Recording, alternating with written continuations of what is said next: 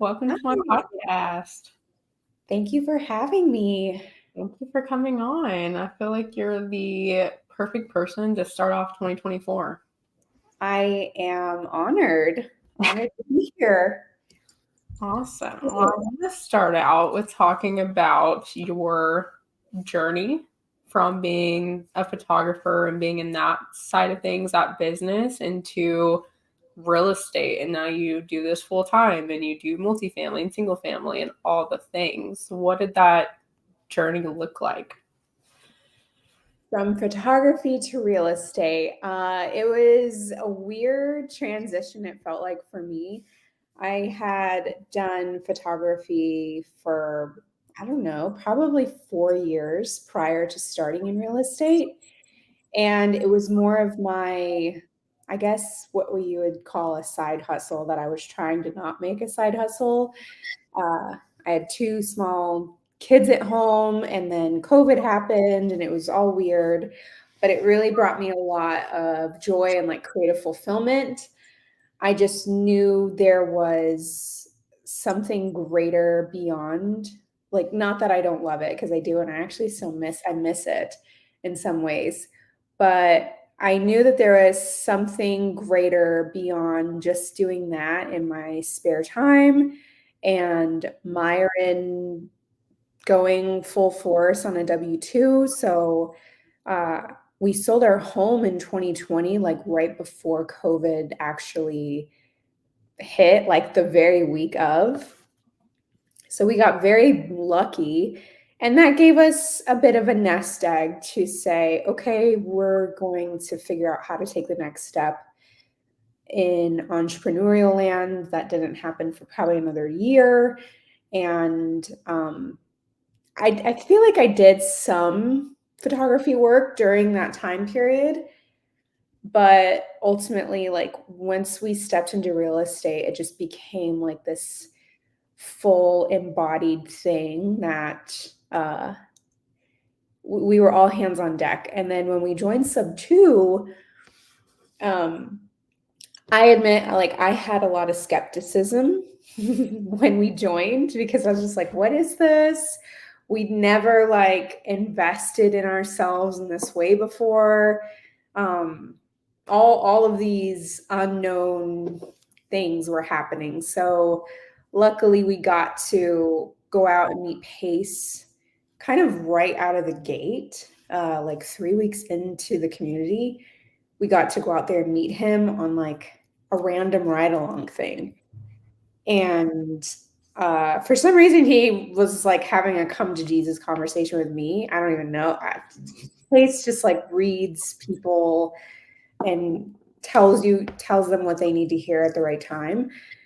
And so he had seen that I was a photographer, just like from my Instagram account or whatever. And he was just like pouring into me and saying, like, you think these worlds are so polar opposite, but they're actually not. Like, there's a lot of blending and skill set that you have that you can carry on into real estate.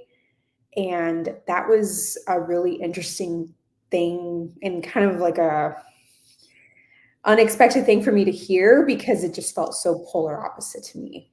Yeah. So yeah, in the beginning, I was doing like, I would go out to be boots on the ground for people and do photos for properties, or some headshots here and there for business things, which meshed.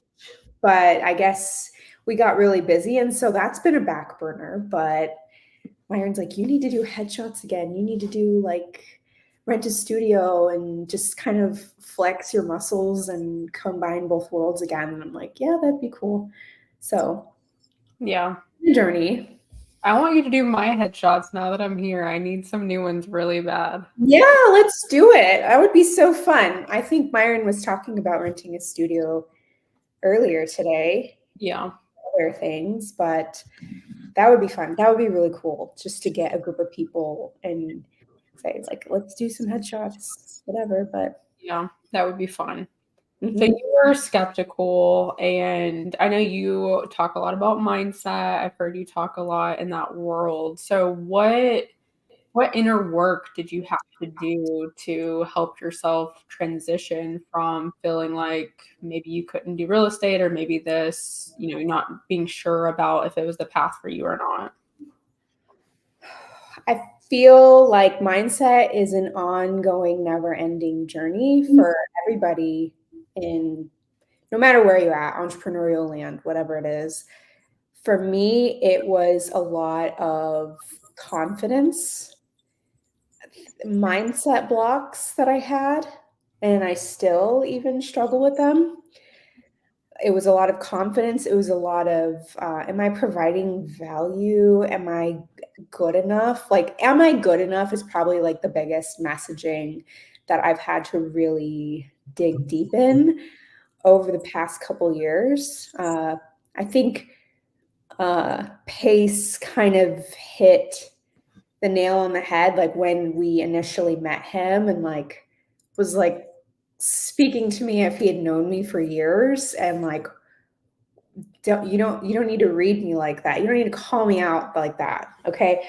Um, so I think that kind of opened the floodgates for me to really start looking at myself and seeing like what work do I need to go through? What do I need to tap into? I actually went through my coaching process. I was coached as through a life coach, and I actually am like a life and mindset. I say guide. I don't really say coach. I say guide. But I went through that myself in order to deliver that to more people. So that's been a lot of unlocking. It's just knowing that I can accomplish bigger and greater things because I have people around me. And it's really honestly selfish of me to not share my true authentic journey with people, not to share that with people, because there's so many of us, no matter what stage we are in this business or path, that we feel the same way. Like, we're 2.5 years in, it feels like a lifetime, and it also feels like a blink of an eye, but we've accomplished a lot in that time span. And that isn't without its work, without digging in and like realizing, oh, I was thinking small. I had a scarcity mindset. Like, I wasn't involving myself the way that I should. And this is how I can show up for myself, not only for myself, but for everybody. Yeah.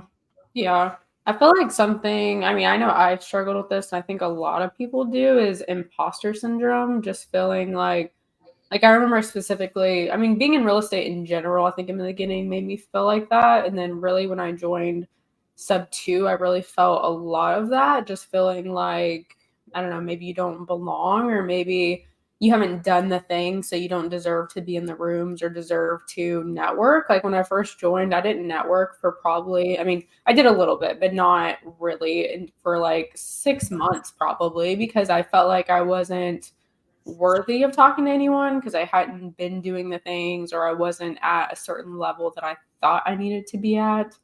How do you get past that? Like as a newbie, how do you get past those feelings and jump in and start doing the things without feeling like an imposter?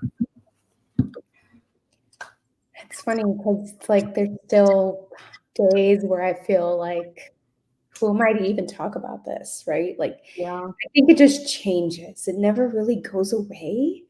I think it just changes. But I think the ultimate messaging is, if you don't start showing up and taking a chance on yourself, even in the smallest of ways, whether it's, checking in with someone, being an accountability partner, or pointing someone in the right direction, or jumping on a phone call, or door knocking. I don't care what it is. If it's some small way of you showing up and being just a little bit outside your comfort zone and building upon that, that's what's really going to start chipping away at that mega overwhelming feeling of I'm an imposter. Because like, I say this respectfully, but like nobody cares because everybody feels the same way. Everybody has that thing that they feel self-conscious about, or they feel like they're an imposter. I kind of relate it to speaking on a stage and how nerve-wracking that feels, especially like for me, especially like it feels so nerve-wracking because you have stage fright. You're like, I don't know how to talk to, I don't care if it's 10 people or 200 people, you still feel this, how do I do this? So it's, I'm sure 90% of the audience would feel the same way. Like I'm just speaking to 90% of me. So it's like, what do you have to be afraid of? You just need to show up for yourself. Yeah. Yeah. Yeah, definitely like the repetition builds on itself. The little things build, and I think that feeling just changes or gets better, I guess. For the mindset coaching, so you went through that in the beginning, and then what made you want to become one yourself? First of all, is my audio like tripping out for you? It was fine, but it does kind of sound like it's bleeping out a little bit now. Okay. Let me try something really quick. Sorry. Can you hear me? Yeah. Okay. It might be in your end. I'm not sure. But for me, going through mindset coaching and life coaching, that was, I knew I needed to go through it in order for me to help other people, because I felt like, and I still feel this way, I feel like I was kind of born to help people heal or help people in their journey in life. You know, like I know what it's like to go through my own trauma and baggage, and everybody's got a suitcase of stuff. And I knew like the feeling of being alone and in the thick of it, and I needed someone, or you just don't know what to do. So I'm like, if I can be that person for other people, even if it's just a fraction of it, then I want to do that. So I felt like I needed to go through it first in order to deliver that to other people and help people. Yeah. What's the difference between like therapy and life coaching? Like, where do you say that line is drawn? Cool. Good question. So therapy is more focused on your past. Let's say we're going to go in and we're going to talk about like all the things that happened when you were a child and you're growing up and your family of origin and all of these things. Yeah. It doesn't necessarily have to be your childhood, but something that's reflected on from your past, and like kind of opening up that can of worms and processing it and learning how to heal from it, or just really processing it out loud with someone. And then for coaching or guidance, it's more forward focused, forward thinking. Whereas we might integrate and talk about some of the things that have happened in your past or how they might show up for you today. But we're taking action steps. We're actually implementing action steps along the way and creating a plan, formulating a plan for you to slowly start to accomplish and undo those blocks along the way in your mindset. So it's a lot more forward focused. Yeah. Do you see that like a lot of people have the same or similar mindset hurdles? Like, are you talking about a lot of the same things with different clients? Yes, I'd say the majority of the clients that I had the same theme going on, where, I mean, since it kind of happened by osmosis because we're all in sub 2. A lot of my clients did come from sub 2. And so we're all in this like same pot of real estate and business and trying to hit our deals and do goals and all these things. And that was kind of the initial theme of them coming into coaching, because it's like your mindset blocks are showing up because you're in the thick of your business every single day, and you're like, you're encountering new challenges and new things that are triggering that mindset, like it's showing up even more for you. But I feel like a lot of people wanted to stay there. They wanted to like, how do I work on this and move forward? And it's like, okay, well, we kind of have to take a couple steps back and understand those things. What, like, we need to build a better foundation for you.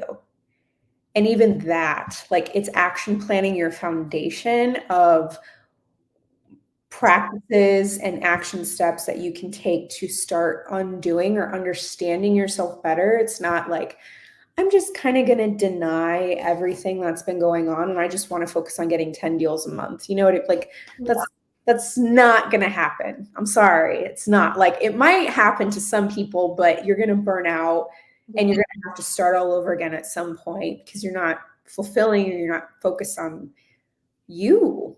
You need a good foundation. Yeah. Do you feel like everyone really could benefit from having a life guide at some point? Totally. I think they're becoming way more normalized and accepting of, like, you don't have to have a jacked up life to get guidance or coaching, or like, this is investing in yourself, in your future. And hopefully I'm just a stepping stone. Like, I want my clients to go on and like seek further development, and it's going to lead to more exploration. And like, what is pace and code? You say like your financial growth is dependent on your self-development. That's not the correct quote, but like, you can only hit so much in your financial side of things if as much as you're pouring into your self-development. Yeah. Like, if you're not leveling yourself up, you are not going to hit the goals financially or wealth-wise, whatever, business-wise, that you think you're going to hit. Yeah. I feel like one of my biggest mindset shifts in 2023 was, and this came from Pace, is the goal isn't how do I make $1 million? It's how do I become the person that's worthy of $1 million? And, whatever the number is, $10 million, whatever your number is. And so it's like the shift of I have to become a different person at every level, which I feel like everyone would require, an outside person such as a life guide or, a mentor, something to help them figure out, how do I get to this level? Like, whether you're at level 2 or you're at level 20, you still have to figure out what mindset problems am I going through to get to the next one.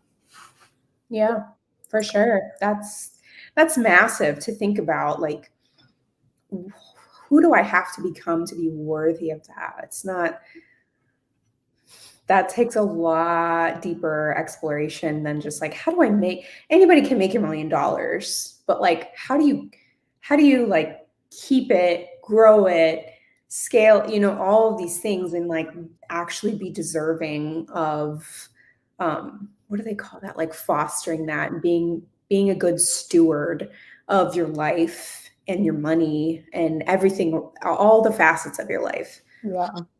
Yeah. It's pretty powerful. It is. It's extremely powerful, and it's something I've been thinking about a lot. And it's something you'll always be thinking about, really. Whenever I first met you, the first day I met you at a multifamily event here in Dallas, we were sitting at a restaurant after, and you brought up, I don't know how this came up, but you somehow brought up the idea of human design. And I remember everyone that was sitting there, we like all were Googling it on our phones and like, what are we talking about? And we were all like so impressed by this idea. And I've dug a little bit more into it, but I'm so interested in it and I haven't looked into it enough. I'm just like, if you're explaining this to someone that has no idea what this is, what's human design? So I would say, just in a nutshell, it's like a cross of like it takes information like as if you were to do your astrological, your zodiac chart, right? Your birth chart. If you do zodiac stuff, like your date of birth, your time, and the place you were born. So it takes those coordinates, that information, and it creates a chart in and of itself, and it's essentially your who you are created to be, and like the journey of your life. Like what path in your life do you take, and how do you take it? How do you show up as a human on your own path? And what natural abilities and skills and just your innate essence, like how do you show up in this life and bring organic value creation to the world around you and yourself? So that's kind of the nutshell of it. The chart can look really intimidating, and I'm even still learning more about it, but you just take that information and you can go to like myhumandesign.com or whatever, and you'll just start to read about like how you show up, like what's your it feels in a way very similar to like your sun sign and your rising and like all those things. I think they're very they kind of match up in some ways. It's like it has the same type of like flavor on it. But for me, I learned about it in like 2019, and I had a session with a human design reader, and it was just like the most spot on explanation of my life that I've ever heard. I was like probably crying the whole time. I have it recorded somewhere, but it was just the like most beautiful explanation and natural essence of who I am. Like this is why you are the way that you are, and this is who you're supposed to be. And I was like, oh wow, like it just validated me to my core. And so anytime that I've like introduced it or talked about it to other people, it's because maybe you were expressing something and I like picked up on something like you should look into this and see if this like resonates. Because I think a lot of people, I'm saying this coming from me. I felt like my whole life I was a late bloomer.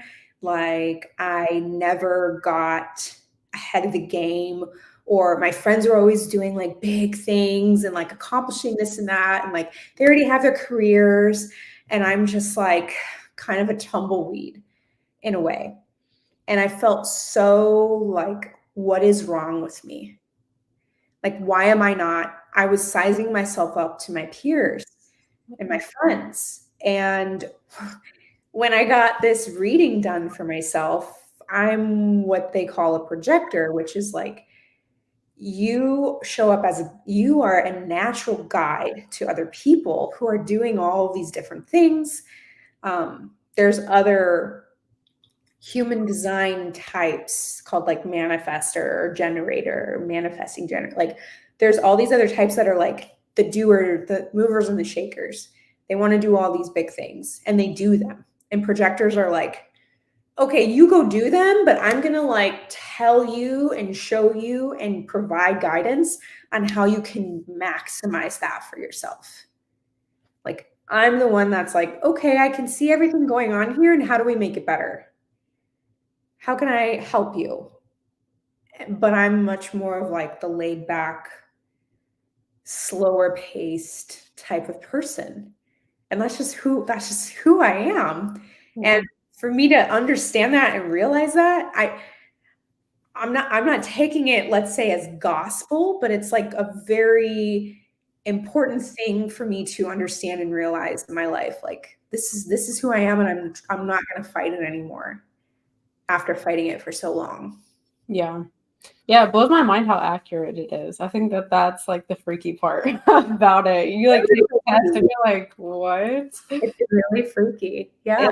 It is. Yeah, I definitely feel that from you. Like being a guide is definitely what you put out there. And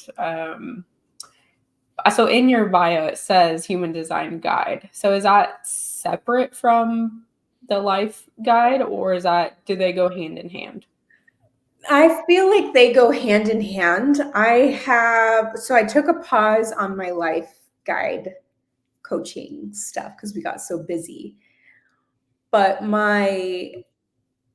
what I wanted to do was combine both worlds of like, how do I take just general life guidance coaching and integrate this human design element into it, because I feel like it's so impactful and spot on for so many people that it's almost like a breath of relief, a sigh of relief in a way, of knowing who you naturally show up as and how can we use this chart as a way to formulate action steps that naturally align with you. I do feel like some coaching can be so like blueprinted. Yeah. Like this is the blueprint that you follow and that's what you need to do. Where I feel like the messaging and the action steps need to be very tailored. This is a very unique process and journey. It's every individual is different in how they show up. And if you're not taking action steps that align with who you are, you're not going to follow through on them. Yeah. It's not going to create the biggest impact for you. So yeah, that was my. So I'm genuinely curious, like for myself, because I'm so interested in this. So if someone goes to you as a human design guide, you would basically like get an idea of their personal goals, go through whatever the test, figure out what their design is, and then figure out like a plan to mesh those together for them, essentially. Totally. Mm-hmm. Okay. Cool. That's so interesting. I'm gonna go read all about this after, because I've been meaning to. Like, I followed some Instagram pages and I've taken the test like since we've talked about it a year ago, but it's so interesting. It is. And I mean, I think some people kind of get a little put off by it because it's like, oh, it feels so woo-woo or out there, like it's zodiac-y type of stuff. But I mean, sure, I don't know.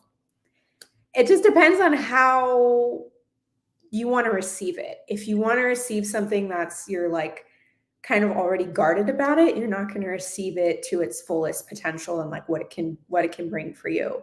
So I think I was on like a spiritual awakening those years back then, and it just kind of came out in some, like I heard about it and I'm like, what is this? And then yeah. You're very like you at least give me the vibe of being very like about energy and spiritual and all of those things. Have you always been like that, or is that more like in the past few years that's become more heavy? I'd say it's developed and come out of me more naturally in the past few years. I think I've always carried some sort of energy reading type of vibe, but I never really allowed myself to look at it or feel it. I was kind of, dismissed growing up a lot. So I dismissed myself. And after having kids really bring out things you never knew about yourself. and I say that in the most like beautiful way. Like it really allowed me to open myself up and look at myself and understand like who I am, the natural things that come out of me. I'm empathic. I have lots of emotions. I feel like I can read people immediately. Myron makes fun of me because I'm like, I could have told you that. Like you are very much like that. I'm like, no, it's a yes or a no for me. And like, it's pretty clear. And I'm like, you just wait. You will have the answer I told you in about 2 weeks, And sometimes it feels like, okay, well, maybe you're being Dawn. Yeah, Dawn's like, yeah, you are. Yes. And I don't know. I've just learned to embrace it over the past few years and know that that's one of my strengths and abilities is to show up authentically and understand where people come from and embrace that. Yeah. Do you feel like the journey of entrepreneurship naturally makes you learn more about yourself and I don't want to say like turn into a different person, but I guess just like learn more about who you are and how you react to the world and just your personality in general? Definitely. I definitely, you learn so much about who you are, what you're made of. Like, man, when you have your back against the wall or you're like falling on hard times or even in great times, you just see all the like cracks and beautifulness in yourself of who you are. And hopefully, everyone in this journey wants to be on this journey for the greater good, for the greater impact for themselves and their community, their families. Like that takes evolution and it's not a bad thing at all. I think we are meant to change and frequently. And I don't want to be the same person a year from now. And I know I'm not the person I was a year ago. Like there's been so much change even for Myron and I. And it's definitely an evolution. You should welcome it. Yeah, for sure. I want to talk about your brand. Mhm. What Okay. is your brand? What is my brand? This is a good question. It's a hard question, I feel like, It's but kind of a hard question. yeah. My brand is my name, first and foremost. I should say that. I show up as myself here on, not as much as on YouTube. I need to be better about that, but a lot on Instagram, a lot on Facebook. And my brand is hopefully showing up as authentic as possible. I am a human in progress. I talk about mindset, spirituality, pushing myself forward. How I know it's a difficult question.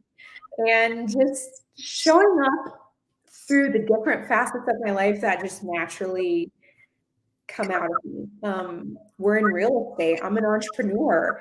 I am a mother of two daughters. I'm a wife. Like all of these different elements, I want to present and show up as those as my brand because I feel if we are not showing up authentically who we are as a human, first and foremost, what opportunities, whether they're business or relationships or it doesn't have to be all about money at all. And it honestly shouldn't be. It's like, who are we attracting into our life if we're not showing up authentically and showing as much as you'd like to the facets of your life?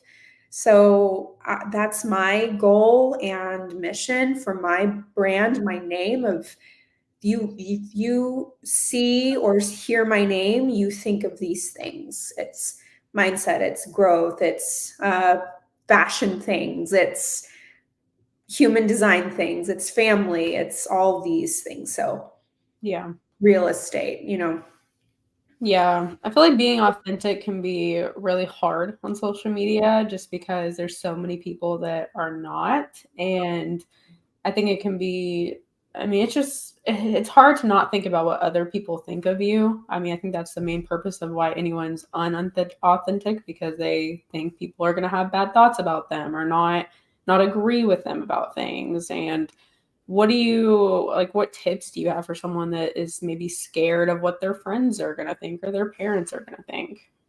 oh man, I'm speaking about this from a past version of myself because I was definitely there. Before we started our real estate journey, I was very much into photography, lots of Instagram brand work, got clothing all the time, got brand stuff all the time. I was showing up as this kind of inauthentic person because it was like, ooh, this product and this thing, and that like that's the thing to do or thing to say, or oh, you're considered at this level on Instagram community if you're at 10,000 followers or whatever. Like, and I had like I don't even know, 13,000 follower account, like, but it didn't really give me fulfillment other than like material stuff. And it's just stupid, really. So now transitioning into real estate, and like, I see those elements of like people being afraid or not wanting to fully step into who they are because their family or their friends or their coworkers are used to seeing this version of themselves, and that's who they're supposed to be. And if you are going to step outside the box, that's going to be uncomfortable. And you need to step outside the box. I'm sorry, you might lose friendships. You might piss off family members. If you need to, block them. Like, that might not feel like a nice thing to say to some people, but if you don't want people, if they're going to stop you from doing the next big thing for yourself, and whether it's your growth journey or your business, you need to take them out of your view, like your life in that respect. Yeah. You have your discretion on how far you want to take that, but I'd say like get them out of your way.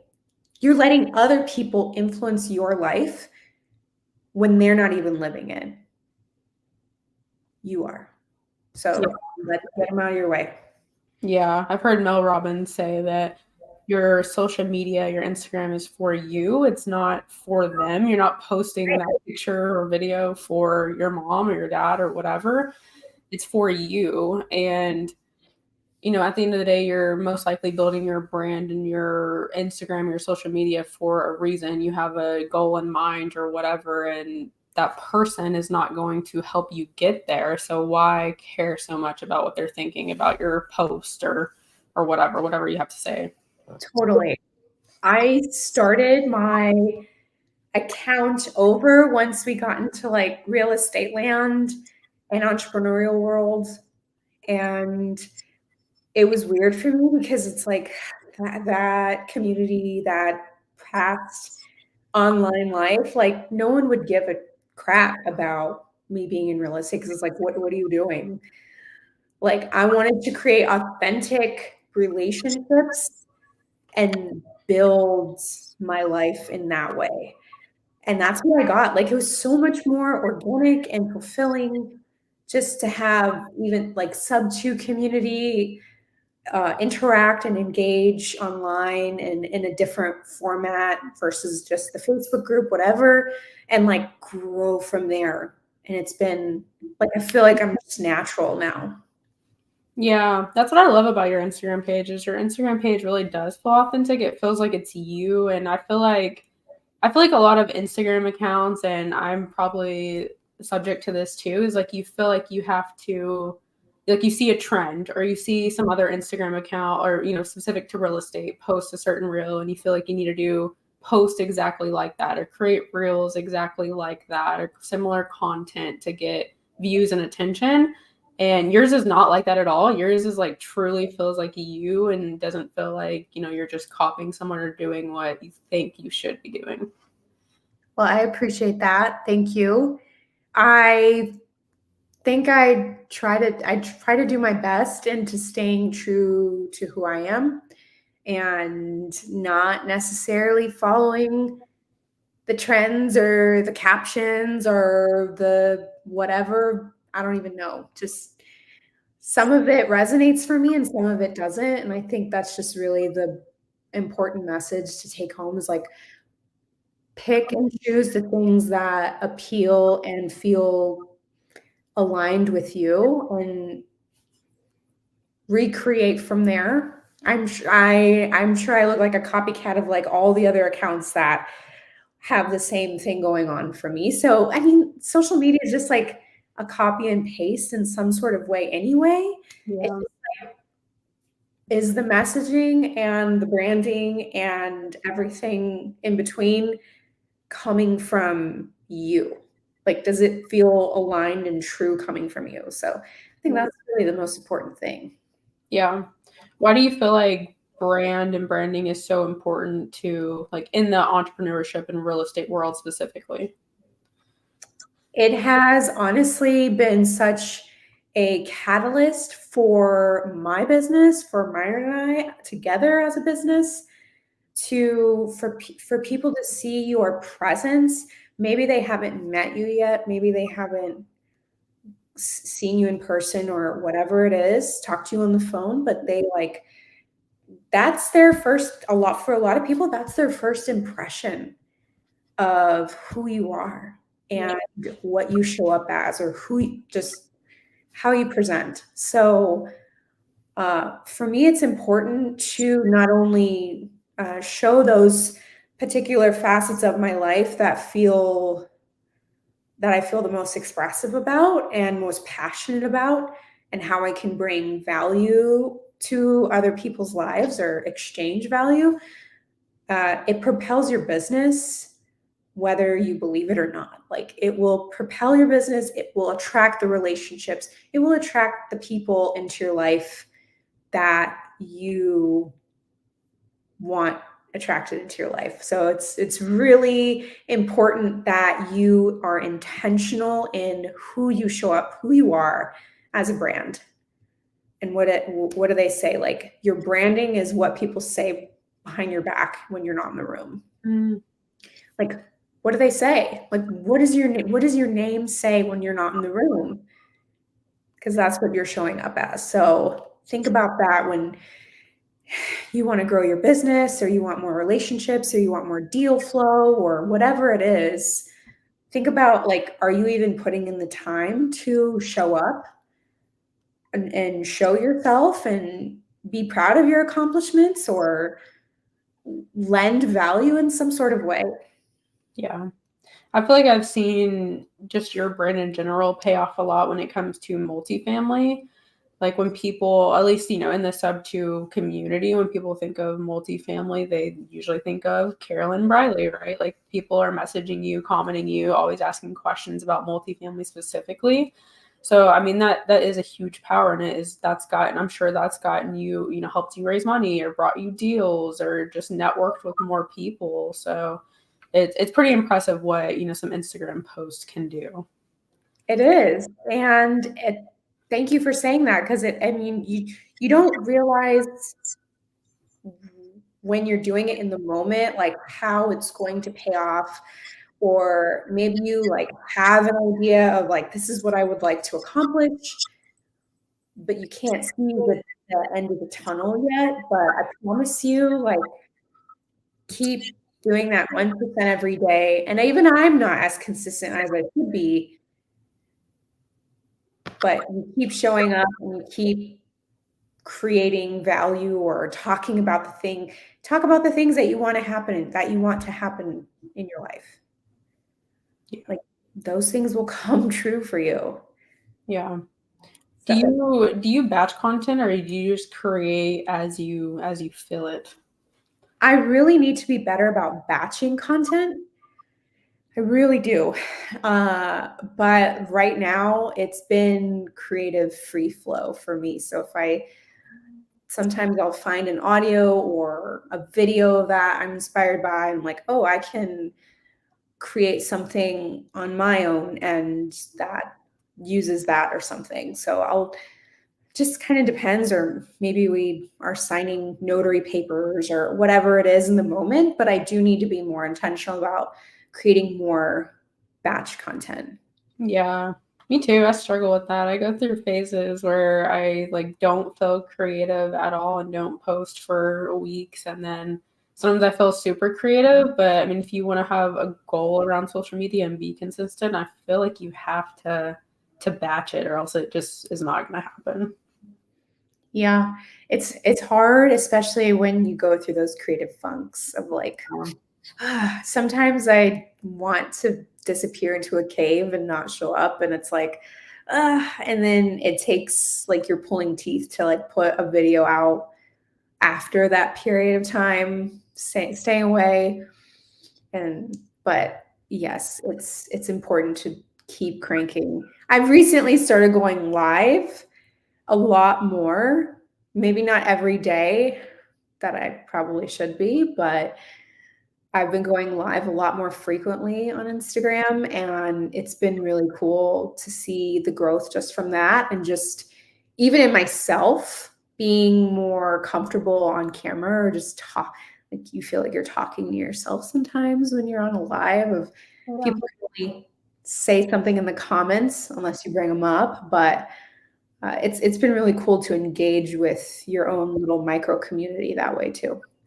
Yeah. Yeah. So you've grown your current account and you grew your previous account. Is being consistent the main way that you've done that, or do you have Instagram tips?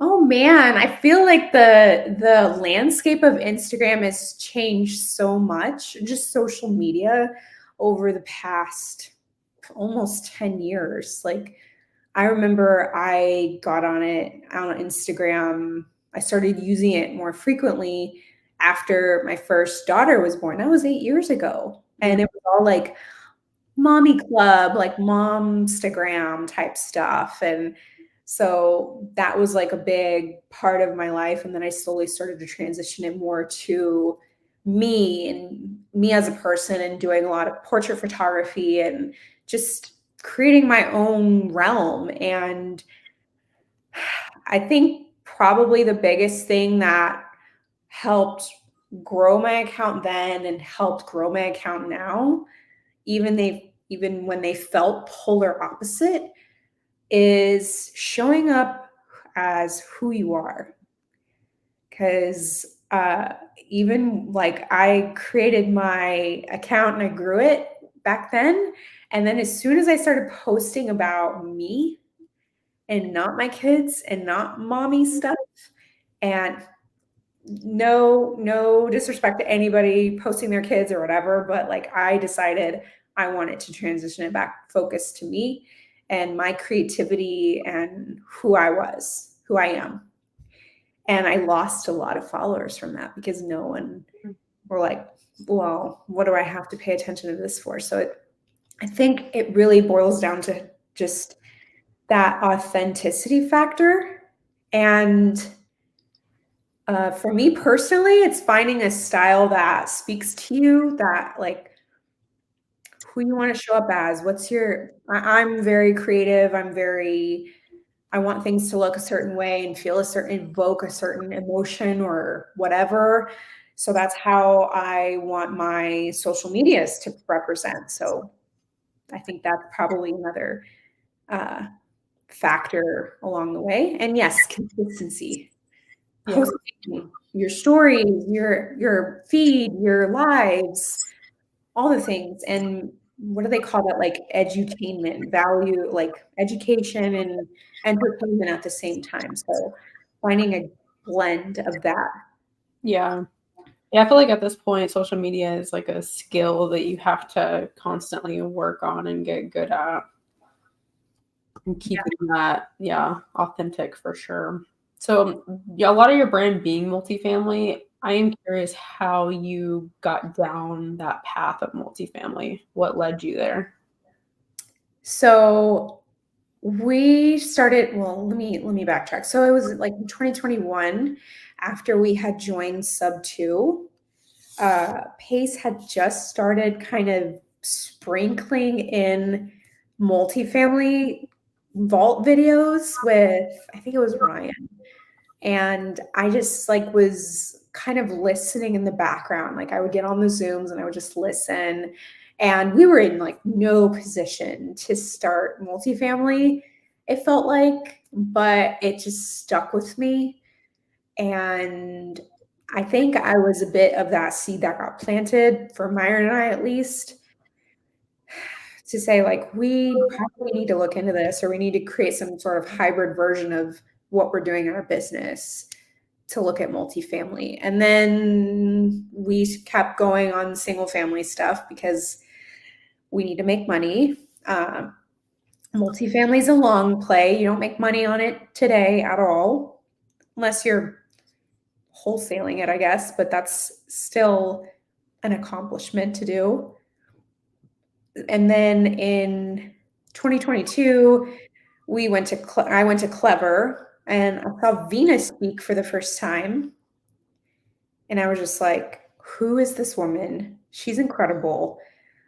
Her accomplishments, just speaking on a stage to that many people, being like pretty much the only woman there, and just listen to her. Like, what a powerhouse. And that really sparked that multifamily inkling back in my head. And then we had joined up with some people to start exploring what that looked like, and underwriting, and just learning about what multifamily was. And then from there. So you went from 2022, hardly knowing anything about it, to 2023, raising millions of dollars for multifamily? Kind of, yeah. It feels really weird to talk about it like that, but I mean, we got some creative seller finance multifamily down in 2022, like the last half of the year. And then so that gave us some momentum forward, and, kind of put a stamp on our names for that. Yeah. And we have a deal with Pace. So that was incredible. That is incredible that we're fortunate enough to be in that. But we knew that we still needed to make money. Like, those aren't, cashing us out at 10K a month or anything like that. It's education and experience, and we know it's going to pay off. I mean, it already is. Like, just the fact of us owning it and being in on it at this stage, it's going to pay off years down the road. But we knew we still needed to create income for ourselves. So we created basically a hybrid version in business of single family and multifamily. Yeah. So the fund of funds, what is that? What's a fund of funds? Sure. So first off, I'm like not a lawyer or an attorney or a CPA or anything like that. So just need to put that out there. But a fund of funds essentially is when, let's say for Vina, she has Vive funds. That is her own fund that she created. That's what we call a parent fund. And so when a fund has an opportunity to invest in an asset available, like it's under contract, some funds may present the opportunity to those that are interested in doing a fund of funds to raise capital alongside her and be included in the asset. So we got presented with that opportunity earlier this year, and I formed a team. We created Sana Wealth, and we raised a lot of money towards the deal in Arcadia, Arizona. So a fund of funds is essentially you're going under the umbrella of a parent fund. You're raising capital toward that fund, and you're investing in their fund with your fund. Got it. Okay. And do you feel like that's a beginner strategy? I do. I do feel like it is something that feels way more feasible, let's say, in the sense of, if you're a fund of funds, you do not have to worry about sourcing the deal, underwriting the deal, operating the deal, running the deal, all these like core elements of what multifamily is. you're a fund. So you're raising capital to provide value and financial investment towards that deal. So you don't have to carry the direct weight of all of those moving parts. You are hopefully partnered with a credible partner like Vina, like we love and trust her. She has a proven track record. She has incredible track record. She's done over $1 billion in assets. So she knows what she's doing. So it's like we can then pass that down to our investor pool. So Vina has a different level of investors than a Karolyn Briley would, right? So I can go out and raise capital with my direct relationships and community that want to be a part of these bigger deals, but maybe they're not necessarily at a check writing status that a Vina might have, right? So there's a lot of pros to being in a fund of funds, and it's a lower barrier to entry as far as establishing it. So if you're straight out of the gate creating your own fund, you might be spending 20, 30, upwards of $30,000 to create your own fund, depending on what you're doing it for. Mm-hmm. So there's lots of in and out parts. And then for a fund of funds, you're at a fraction of that cost, right? So it's a lot less barrier to entry for those people that want to do a fund of funds. And then you can provide lots of different value to your own investors, your own relationships to improve. Yeah. So as an investor so I know there's like minimums requirement for the investment. If I just say that I went to like directly to Venus Fund versus to your fund of funds, is yours like a lower minimum requirement investment? Is that how that works? Hi, Mario. Yes. So we have discretion on what minimums we carry for our fund. Okay. And some of them, depending on like the asset, the investment class they're investing into, some of them are the same as the parent, but they also could be lower. So it just depends. And we have discretion on that. So maybe it's someone who wants to invest with us might not have $200,000 to invest. Maybe they have, 100 or 75 or whatever that is. They have a conversation with us on what meets for them. And then we can decide whether that is in alignment for us as partners, as investors and investor relations, and in the fund.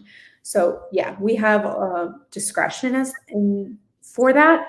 And then we also have like the cool thing about a fund of funds is we have double fiduciary responsibility, which in essence means like Venus Fund is responsible for our fund, and then our fund is responsible for our investors. So they have two walls of security in the event of anything going awry with the asset, whatever, because any investment is a risk, of course. So, okay. Do you feel like your brand was a lot of help when it came to raising all this money? Like, do you feel like it would have been different if you didn't already have your brand kind of a foundation laid for that? I do think so. I think it's grown a lot since then. But even when I began with the fund, we had already created some name for ourselves and myself. So I think it definitely helped. I'm fairly active on Instagram. So I'm in people's faces a lot, hopefully, and they want to see what I'm doing. They see the things that we've already done, talking about prior accomplishments and like our track record and what we're up to now and all of these things. So it definitely, I had a lot of direct outreach, or what do I want to call that? Like inbound messaging, just from me talking about what I'm doing in our business and in multifamily with the fund. And I had quite a few investors reach out from Instagram in my DMs. So that's pretty interesting. Yeah. Do you, as the fund of funds, do you get a lot of like support and advice from the parent fund, or is it kind of like you sign an agreement and you're kind of on your own to go figure this out? You're not on your own. You're not on your own. I think there is a level of professionality and intention and resourcefulness Yeah.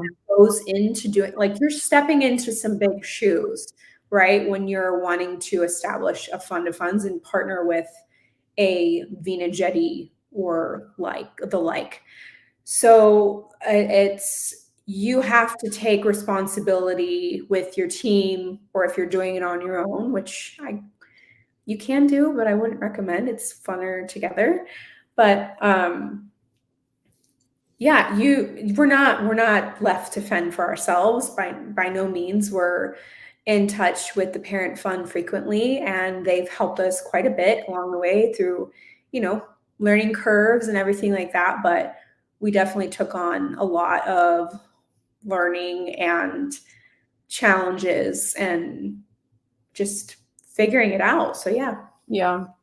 When newbies come to you and they're interested in getting into multifamily, like they don't really know much about it, they haven't done anything yet, but they want to get started.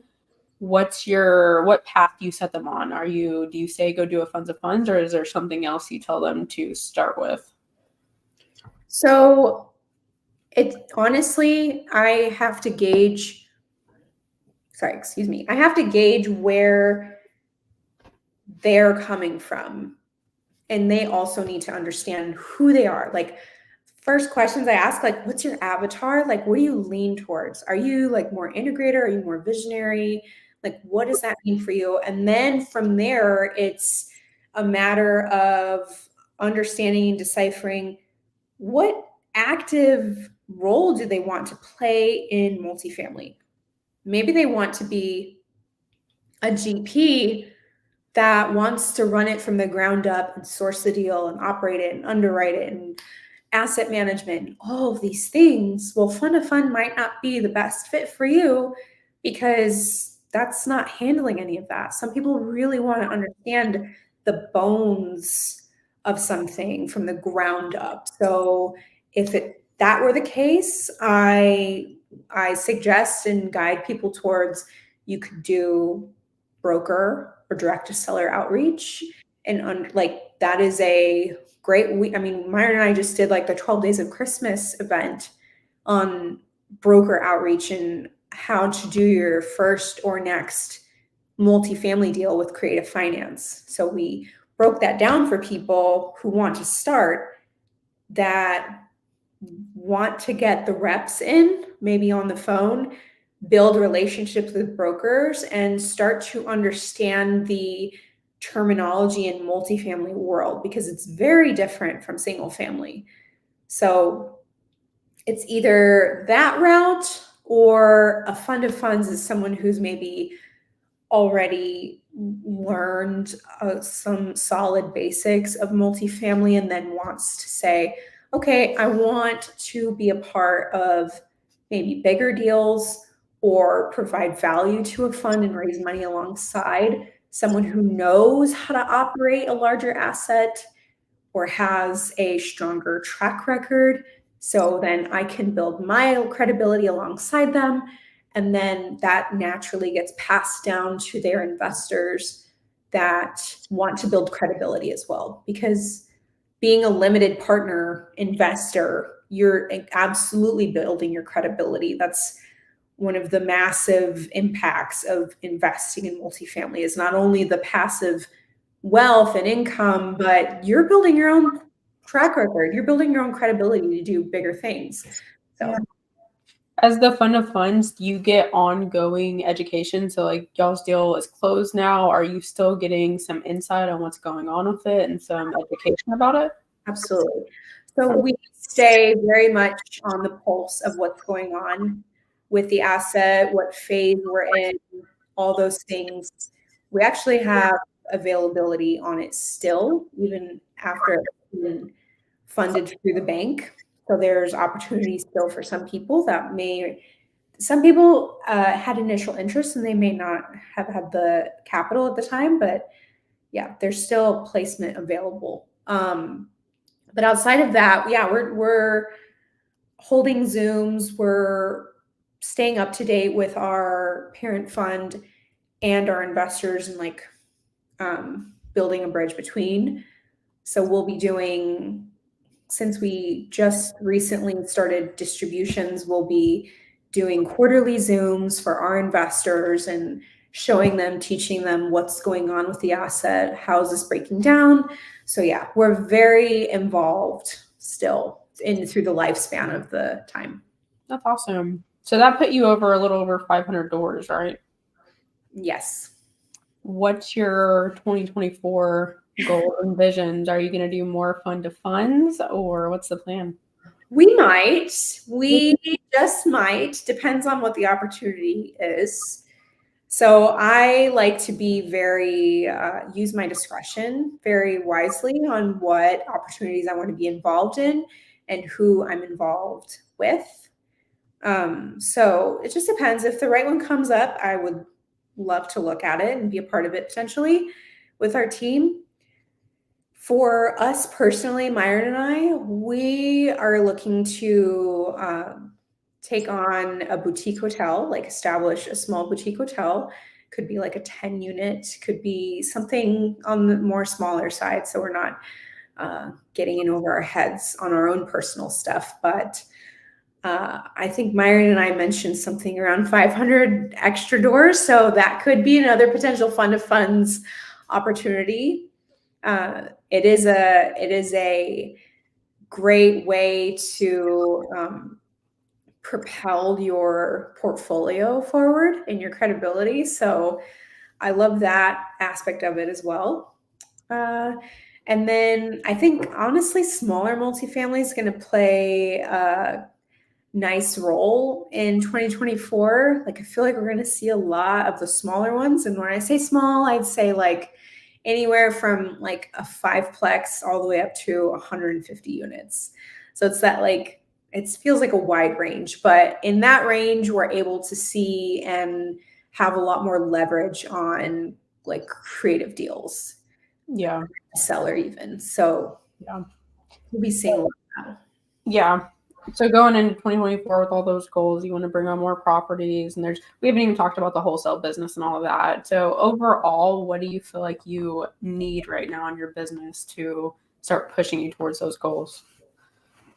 Well, I think first I need to be more consistent in my branding. I think that's one of the core things that I see developing throughout this year and hitting my goals, because I know that if I work on how I show up and where I show up, I know opportunities and relationships and everything will come through with that. So building out our YouTube, growing it to at least 2,000 or 4, like, so we want to monetize off YouTube. So we need to work on that. I need to be more consistent with social media, like Instagram. So maybe at some point hiring someone out to help me create like a content schedule or just more accountability factor for that. Yeah. And then as far as like business in general, wholesaling or single family or multifamily, it's really developing SOPs of just understanding our business better, like at a foundational, fundamental level, is really important. That we got so busy this past year and just kind of took off in a way that we weren't expecting. So we were just rolling with it, and you've been riding along in the passenger seat, like seeing all this happen too. You've been a major part of our growth. So thank you for staying along for the ride. But with that, like we need to get our stuff in place. We need to get like the systems and processes and the KPIs and all of these things to help us track and be more accountable to where we want to go in the future. Yeah, that's like the not so fun stuff. It isn't fun. I hate it. I hate tracking and keeping numbers and all that. It gives me It gives me like it makes me feel icky because I feel so integrator and analytical when I talk about it. Like I think I have a natural tendency in some ways for it because I think it's really important. But like me tracking down numbers and like looking at them and seeing how they operate, no. No, like someone needs to put a chart together and like walk me through it and then I can go through that. So it's it's like all hands on deck and delegating things out that can help propel us forward. Yeah, I know, for real. I was looking, someone was asking me, because we're doing a lot of email campaigns, and my email is insane if you look at it. Like, I literally have 500 unread emails right now. It's so bad. And Good, someone actually. was like, how do you organize your email? And I'm like, I don't. I don't organize anything or Email have organizer. a good system for it. It's horrible.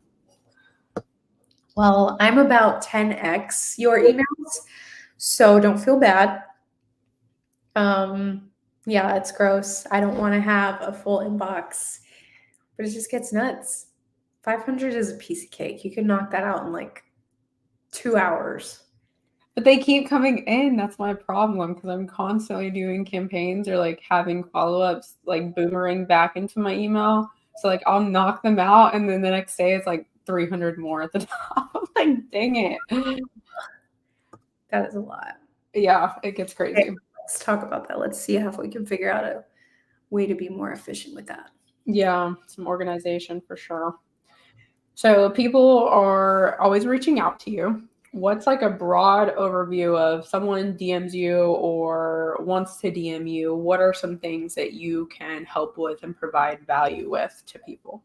Sure. So, general broad overview of what I can help with. I am a leader here in DFW, so we put on meetups. So I can definitely help bring you out and get you integrated into our community, networking, point you in the right direction. Doesn't matter if you're in sub two or you're not in sub two.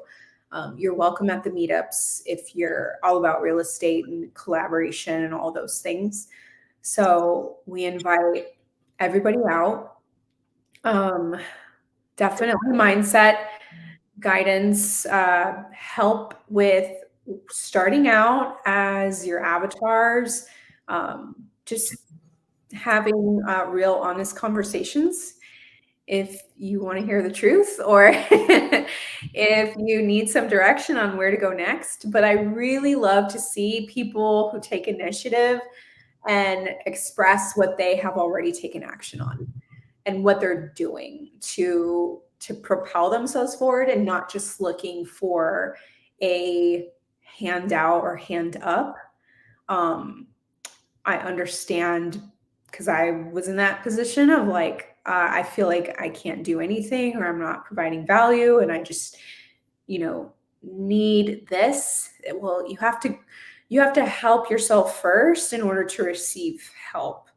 So I say that kindly and respectfully and honestly because I think a lot of people just want the handouts and to consume information without implementation.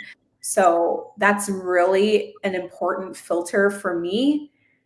For me, establishing a relationship or a connection or a phone call or a Zoom with you is you are taking some sort of action, you've hit a challenge or a fork in the road, and you need the next insight or next step. So, Yeah, I see that a lot. Just like the same person asking the same questions over and over. And it's like, I know you're not doing anything. You're getting these same answers over and over and over. But wait, what is that doing for you if you're not actually doing something with that information?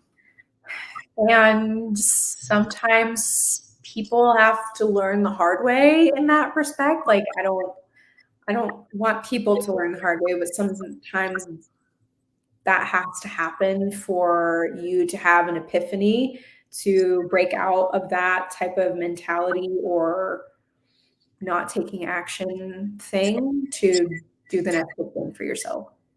Yeah. Yeah, I think it's like a block. Like you want to know everything and have all the answers before you go take action, and you're never going to know all the answers. Like you figure it out as you go. Just jump in and you're going to get your questions answered as you're moving along and actually doing the thing. Yes.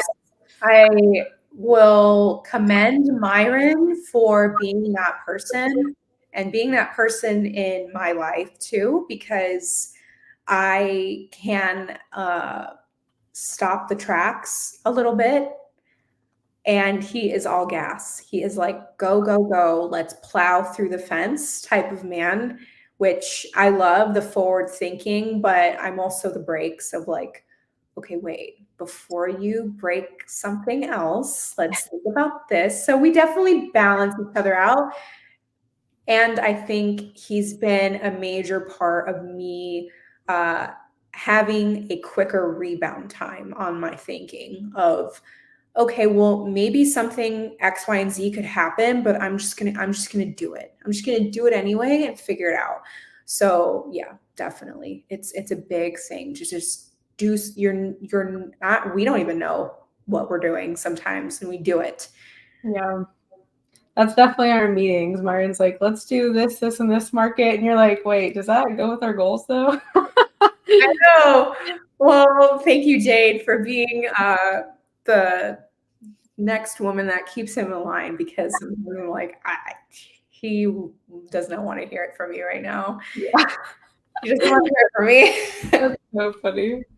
Is Instagram the best place for people to reach out to you? Yes, I'd say Instagram, or you can send me an email. Can I write in the chat? You should be able to. Oh, it's not connecting me. Uh-oh. I didn't connect my YouTube account, I guess. Well, it's Karolyn, just like my first name, at thrivemodellc.com. I'll put that in here. Cool. I feel like I could talk to you for another hour about different topics. Yeah. Oh, we'll have a part 2. I don't care. Let's do it. For sure. Well, cool. Anything else you want to add? This has been really cool. We've gone over a few different things: mindset, brand, multifamily, all the things. So, my last question. So, if people want to go to you for the human design guide, do you have a link in your bio, or do you just need people to DM you and say, hey, I'm interested in this? I would say DM me right now. I don't have a designated link yet, but DM me and we can chat further about it. Cool. Mm-hmm. That may be something I'm going to be talking to you about because I'm super interested in it. So this is awesome. I definitely want you to come back on so we can chat for another hour. Yeah. I appreciate you so much. I've loved working with you guys in the past year. It's definitely been life-changing, and I know that we're just going to do 10x in 2024. I totally believe it. Like, we would not be anywhere without you, without our whole team that we have. Like, I just want to say your growth has been so impactful and tremendous over the past year that we've really gotten to know you. And I'm super proud. Myron's super proud. We're all like seeing you take on new big challenges and soar to new heights. So I totally believe in all the things coming true for you for 2024 and for us as a team in business. So thank you. Thank you for I love you guys. The other day, Myron said something about, what did he say? We were talking about the team. And he was like, yeah, if we work together until we're old, then that's fine with me. And I was like, that's the plan then. That's sweet. Y'all are awesome. Well, I'm excited. Guys, I hope everyone reaches out to you, brings you multifamily deals, goes to you about human design. I know that I'm going to. And I hope that you get to come back on here. I am looking forward to it. Thank you. Appreciate all of you watching. Yeah, thank you guys. For your channel. Yeah. Let me see if I can throw. I guess I'll put it in the comments whenever we get off here. I'll put your YouTube channel so people can go and subscribe to. Thank you. Appreciate you. Well, cool. Thank you, guys. We'll see you next week.